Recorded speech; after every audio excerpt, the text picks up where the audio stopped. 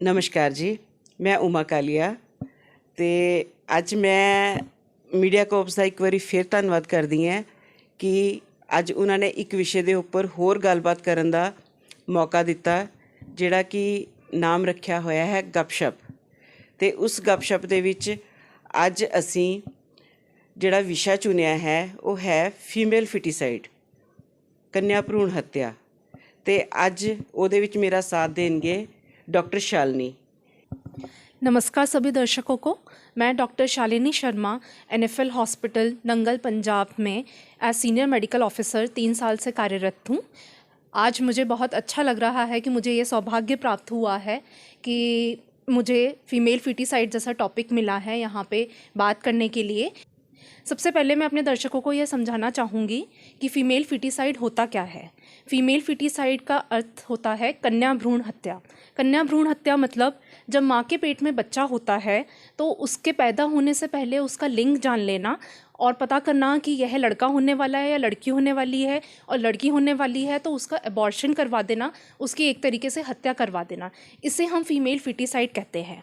जो कि मैं अपने पर्सनल भी इस चीज़ से लिंक्ड हूँ। मैं राजस्थान की रहने वाली हूँ।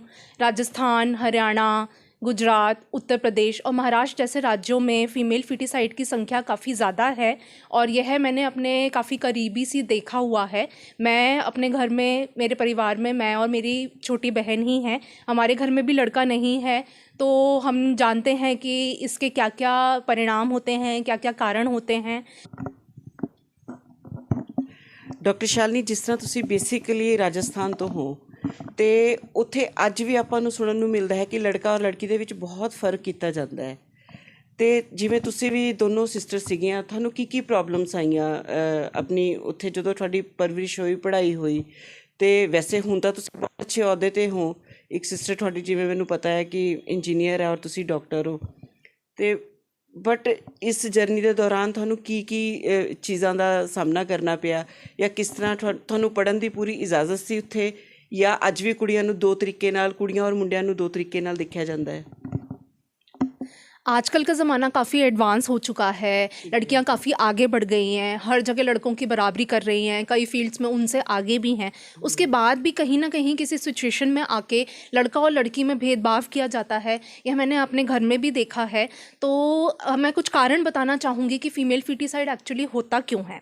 फ़ीमेल फिटिसाइड में सबसे पहला कारण ये होता है कि जब लड़की की शादी होने वाली होती है तो अपने समाज में दहेज प्रथा काफ़ी आगे बढ़कर है। मतलब लड़की की जब शादी होती है तो उसको हम काफ़ी, लड़के वालों को काफ़ी पैसे देते हैं, गाड़ी देते हैं, सामान देते हैं।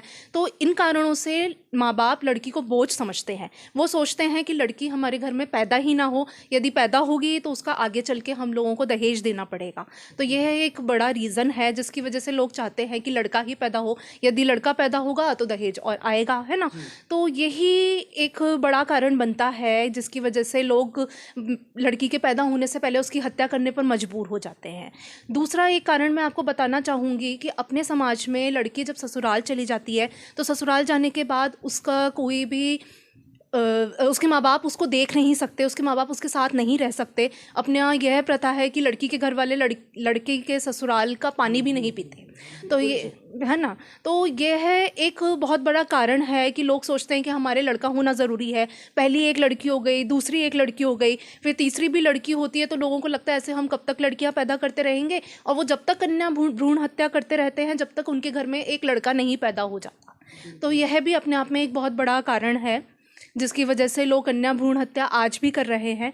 और इतना समाज आगे बढ़ गया है, शिक्षित हो गया है, लड़कियां आगे बढ़ गई हैं, उसके बाद भी लोग इन प्रथाओं को नहीं हटा सके हैं अपने समाज की वजह से, जिसकी वजह से बहुत रिच सोसाइटीज़ में भी लोग कन्या भ्रूण हत्या के लिए मजबूर हो जाते हैं। वो लोग, इंडिया में हमारे सेक्स डिटेक्शन काफ़ी सालों से बैन किया गया है, पर बैन होने के बाद भी काफ़ी जो रिच पीपल हैं वो लोग आउट ऑफ कंट्री जाके, अब्रॉड जाके सेक्स डिटेक्शन करवाते हैं और फिर अपनी इच्छा से एक मेल बच्चे को जन्म देने की कोशिश करते हैं। तो यह अपने आप में एक बहुत बड़ा टॉपिक है, बहुत बड़ा अभिशाप है और बहुत बड़ा अपराध है जो अभी भी भारत में फैला हुआ है, जिसे हमें कम करने का सोचना चाहिए। ਬਿਲਕੁਲ ਜੀ, ਬਿਲਕੁਲ। ਡਾਕਟਰ ਸ਼ਾਲੀ, ਤੁਸੀਂ ਬੜੇ ਅੱਛੇ ਤਰੀਕੇ ਨਾਲ ਇਹ ਚੀਜ਼ਾਂ ਨੂੰ ਸਮਝਾ ਰਹੇ ਹੋ। ਅਤੇ ਮੈਨੂੰ ਇੱਕ ਚੀਜ਼ ਹੋਰ ਦੱਸੋ ਕਿ ਆਪਾਂ ਆਜ਼ਾਦੀ ਤੋਂ ਲੈ ਕੇ ਹੁਣ ਤੱਕ ਇਹਨਾਂ ਚੀਜ਼ਾਂ ਨੂੰ ਸੁਣਦੇ ਆ ਰਹੇ ਹਾਂ, ਤੇ ਆਪਾਂ ਇਹ ਵੀ ਸੁਣਦੇ ਆ ਰਹੇ ਹਾਂ ਕਿ ਸਰਕਾਰਾਂ ਇਹਦੇ ਉੱਪਰ ਬਹੁਤ ਕੰਮ ਕਰ ਰਹੀਆਂ, ਪਰ ਸਰਕਾਰਾਂ ਕੰਮ ਵੀ ਕਰ ਰਹੀਆਂ ਨੇ, ਦਿਖਦਾ ਵੀ ਹੈ, ਬਟ ਕਮੀ कित्थे रह रही है? ईयर 1994 में एक एक्ट लागू हुआ था जिसको हम बोलते हैं PCPNDT एक्ट। PCPNDT मतलब preconception and prenatal diagnostic techniques act. इस एक्ट के तहत सेक्स डिटेक्शन पे बैन लगाया गया था। मतलब कोई भी डॉक्टर जब एक प्रेग्नेंट महिला की सोनोग्राफी करता है तो वह नहीं बता सकता कि उसके पेट में लड़का है या फिर लड़की है। तो इस एक्ट को इन्फोर्स किया गया है, और अगर इस एक्ट के खिलाफ कोई जाता है, कोई भी डॉक्टर अगर इस एक्ट को नहीं फॉलो करता है तो उसे सज़ा मिलती है, उसे जेल होती है और उसका मेडिकल रजिस्ट्रेशन भी कैंसिल करवाया जा सकता है। और साथ के साथ जो महिला अब सेक्स डिटेक्शन करवा रही है, प्रेग्नेंट माता, उसको भी जेल की सज़ा होती है। लेकिन इसमें सबसे बड़ा लूज़ पॉइंट ये है कि चोरी छुपे ये चीज़ अभी भी चल रही है। इंडिया के काफ़ी राज्यों में जहाँ पे लॉ अच्छे से इन्फोर्स नहीं हो पा रहा है, वहाँ लोग चोरी छुपे इस काम को आगे बढ़ा रहे हैं। फिर जब पता चलता है कि यहाँ पे ऐसा हो रहा है तब उनको जेल भी होती है, लेकिन लोगों के मन में डर नहीं है। और काफ़ी इसको मैं शिक्षा से भी जोड़ना चाहूँगी। जो माताएं अशिक्षित हैं वो नहीं समझती हैं कि भाई हमें जेल भी हो सकती है और यह एक अपराध है, क्योंकि उन्हें पढ़ाया ही नहीं गया है, इस बारे में जागरूक ही नहीं किया गया है। तो जब उनके अंदर जागरूकता नहीं है तो वो फिर ये काम करवाने में प्रोत्साहित रहती हैं, दूसरों को भी, अपने साथ वालों को भी बोलती हैं कि अरे वहाँ करवा लो, वहाँ करवा लो। तो हमें ज़रूरी है कि हम लोगों को एक तो शिक्षित करें कि यह एक अपराध बन चुका है भारत में, इससे जेल हो सकती है, और इस लॉ को अच्छे से एनफोर्स करें ताकि जो डॉक्टर्स भी इसमें इन्वॉल्व हैं वो लोग नहीं इन्वॉल्व हुए। डॉक्टर शालिनी, देखो कानून भी सख्त बन गए और समाज भी दिखता है कि किते ना किते इस चीज़ ਦੇ ਉੱਪਰ ਗੱਲ ਕਰਨ ਲੱਗ ਗਿਆ ਹੋਇਆ। ਪਹਿਲਾਂ ਤਾਂ ਇਸ ਟੌਪਿਕ ਦੇ ਉੱਪਰ ਗੱਲ ਵੀ ਨਹੀਂ ਹੁੰਦੀ ਸੀਗੀ, ਤੇ ਬਟ ਫਿਰ ਵੀ ਅੱਜ ਚੋਰੀ ਛੁਪੇ ਜਿਹੜਾ ਹੋ ਰਿਹਾ, ਮਤਲਬ ਸਾਡਾ ਕਾਨੂੰਨ ਸਖਤ ਨਹੀਂ ਹੈ ਜਾਂ ਕਿਆ ਚੀਜ਼ਾਂ ਅੱਗੇ ਆ ਰਹੀਆਂ ਹੈ, ਜਾਂ ਆਮ ਜਨਤਾ ਨੂੰ ਇਹਦੇ ਵਿੱਚ ਕਿੱਦਾਂ ਮਤਲਬ ਇਨਵੋਲਵਮੈਂਟ ਦਿਖਾਉਣੀ ਚਾਹੀਦੀ ਹੈ ਕਿ ਇਸ ਚੀਜ਼ ਨੂੰ ਆਪਾਂ 100% ਰੋਕ ਸਕੀਏ? ਕਿਉਂਕਿ ਲੜਕੀਆਂ ਸ਼ਿਕਸ਼ਿਤ ਹੋ ਰਹੀਆਂ, ਇਹਦੇ 'ਚ ਤਾਂ ਕੋਈ ਸ਼ੱਕ ਨਹੀਂ ਹੈ, ਬਟ ਹਜਾ ਵੀ ਕਿਤੇ ਨਾ ਕਿਤੇ ਲੜਕਿਆਂ ਦੀ ਪੜ੍ਹਾਈ ਨੂੰ ਲੈ ਕੇ पेरेंट्स ज़्यादा जोर लगाते हैं, लड़कियों के उपर ज़्यादा जोर लगाते हैं, लड़कियों की पढ़ाई में थोड़ा जा इग्नोर किया जाता है। हजा भी जोड़े बैकवर्ड एरियाज़ है शहरों में तो काफ़ी अवेयरनेस आ चुकी है इस चीज़ के बारे, बट फिर भी किते ना किते साडे जोड़े निचले परिवार हैगे हैं उन्हां दे विच अज भी इस चीज़ नूं लड़की और लड़के का भेदभाव किया जाता है। तो क्या इस भेदभाव ਨੂੰ ख़त्म करने लिए ਆਪਾਂ ਨੂੰ शिक्षित होना तो जरूरी है, उस चीज़ ਨੂੰ तो मैं ਮੰਨਦੀ ਹਾਂ, बट ਜਿਹੜੀ मैंटली एक हैल्थ है एक औरत की, ਉਹਦੇ ਉੱਪਰ ਸਾਡੇ परिवारां ਨੂੰ ਕੰਮ करना चाहिए, क्योंकि ये चीज़ सब तो पहला उठती है परिवार चों, परिवार चों उठ के ही समाज दे विच जाती है। तो जे परिवार के जोड़े बड़े बजुर्ग है या जो भी मतलब हसबैंड है वो अगर एक औरत नूं सपोर्ट करता है लड़की पैदा करन विच, या मतलब लड़की दी एक पढ़ाई दे विच, पढ़ाई लिखाई मतलब एक पॉजिटिव सोच लैके चलता है, तो मैनूं लगदा ये चीज़ां नूं रोकिया जा सकता है। जी, आपने बिल्कुल सही कहा, मैं भी इस बात से बिल्कुल सहमत हूँ। कई बार ऐसा होता है कि माँ नहीं चाहती है कि लड़की को गिराया जाए, लेकिन उसके ऊपर उसके सास ससुर का, उसके पति का प्रेशर होता है, जिसकी वजह से उसको ऐसा कदम उठाना पड़ता है, और ऐसा करके वो अपनी जान को भी जोखिम में डाल लेती है कई बार। तो यह एक बहुत बड़ा कारण है कि फ़ीमेल फिटिसाइड आज भी फैला हुआ है। तो उसके लिए ये सबसे पहली पहल परिवार से ही शुरू होनी चाहिए, और मेरे को लगता है कि इसमें सबसे बड़ा हाथ होता है सास का, क्योंकि एक सास भी एक औरत है, तो उसका फ़र्ज़ है कि वो एक औरत की कंडीशन को समझे, औरत को सम्मान दे और औरतों को आगे बढ़ाए। तो एक सास को शिक्षित होना बहुत ज़रूरी है। तो उसके लिए हमें ज़रूरी है कि हम बचपन से जब लड़कियां होती हैं तो उनको पढ़ाएं लिखाएं, उनको शिक्षित करें, जागरूक करें, और जो लड़के हैं उनको भी जैसे स्कूल्स में इन टॉपिक्स को उठाया जाए, इनसे रिलेटेड प्लेस कराए जाए, बुक्स जो होती हैं उसमें इस फीमेल फिटिसाइड का चैप्टर रखा जाए कि भाई ये गलत है, अपराध है और ये नहीं करना चाहिए, और लड़कियों को सम्मान से रिलेटेड मॉरल एजुकेशन जो है वो इम्पार्ट करी जाए स्कूल्स में। तो इसको हम काफ़ी हद तक रोक सकते हैं। अब आजकल की डेट में जो 2011 में सेंसस हुआ था उसमें 109 मेल्स थे पर 100 फीमेल्स पे, मतलब हर 100 महिला पे 9 पुरुष ज़्यादा हैं। तो आज भी यह कंडीशन है, तो हमें इसको सुधारना बहुत ज़रूरी है। कहीं ना कहीं आज भी यह है, इसकी जड़ें पकड़ी हुई हैं हमारे देश में, तो इसकी जड़ें ख़त्म करना काफ़ी ज़रूरी है।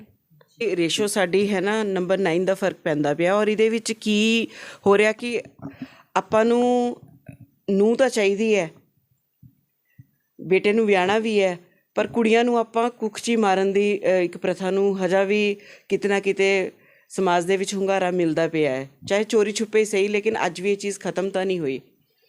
ਇੱਕ ਲੜਕੀ ਦੀ ਮਾਨਸਿਕ ਸਥਿਤੀ, ਇੱਕ ਚੀਜ਼ ਮੈਂ ਹੋਰ ਦੇਖੀ ਹੈ ਕਿ ਜਦੋਂ ਮਤਲਬ ਲੜਕੇ ਔਰ ਲੜਕੀ ਨੂੰ ਆਪਾਂ ਜਦੋਂ ਦੋਨਾਂ ਨੂੰ ਦੇਖਦੇ ਹਾਂ, ਜਾਂ ਘਰ ਦੇ ਵਿੱਚ ਦੋਨੋਂ ਬੱਚੇ ਖੇਲ ਰਹੇ ਹੁੰਦੇ ਆ, ਜਾਂ ਮੇਲ ਫੀਮੇਲ, ਲੜਕਾ ਲੜਕੀ, ਭੈਣ ਭਰਾ ਹੁੰਦੇ ਨੇ, ਅਤੇ ਲੜਕੀ ਨੂੰ ਹਮੇਸ਼ਾ ਇਹੀ ਸਿਖਾਇਆ ਜਾਂਦਾ ਕਿ ਉਹਨੇ ਘਰ ਗ੍ਰਸਤੀ ਸੰਭਾਲਣੀ ਹੈ, ਜਾਂ ਉਹਨੂੰ ਉਹਦੇ ਖਿਡੌਣੇ ਵੀ ਡਿਫਰੈਂਟ ਤਰੀਕੇ ਦੇ ਬਣਾਏ ਜਾਂਦੇ ਆ, ਅਲੱਗ ਗੁੱਡੀਆਂ, ਲੜਕੇ ਨੂੰ ਮਕੈਨੀਕਲ ਚੀਜ਼ਾਂ ਦਿੱਤੀਆਂ ਜਾਂਦੀਆਂ, ਕਾਰਾਂ ਦਿੱਤੀਆਂ ਜਾਂਦੀਆਂ ਹੈ।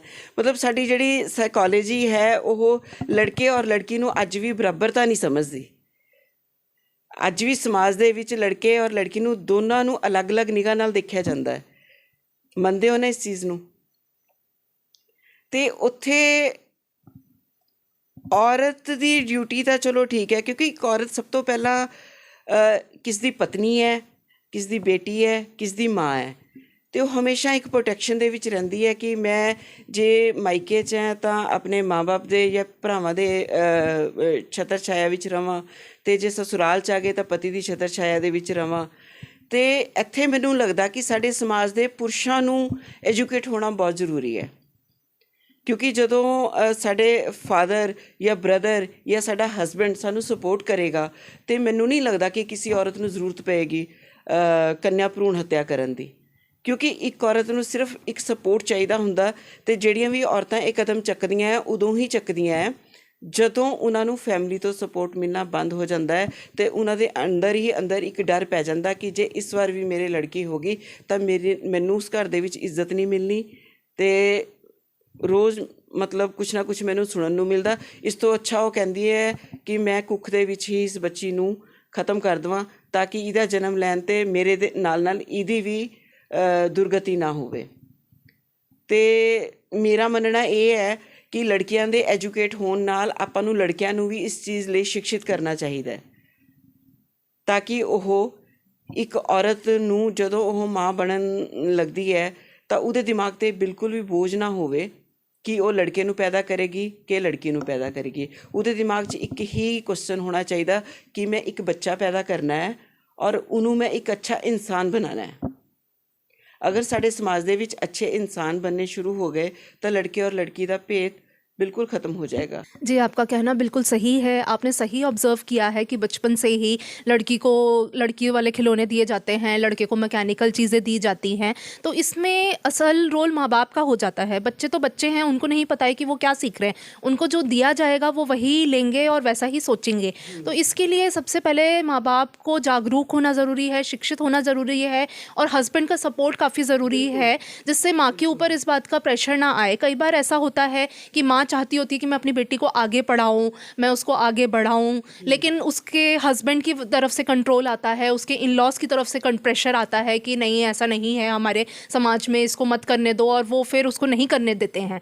तो यही इसमें एक बात भी है कि हमारे समाज में औरतें काफ़ी दबी हुई हैं और काफ़ी डरती हैं अपने हस्बैंड से और सबसे। तो हस्बैंड का सपोर्ट तो है ही, साथ में जो अन्याय हो रहा है उसके खिलाफ आवाज़ उठाना भी बहुत ज़रूरी है। यह हम देखते हैं कि लोग सहते रहते हैं, लेकिन उस अन्याय के खिलाफ आवाज़ नहीं उठाते हैं।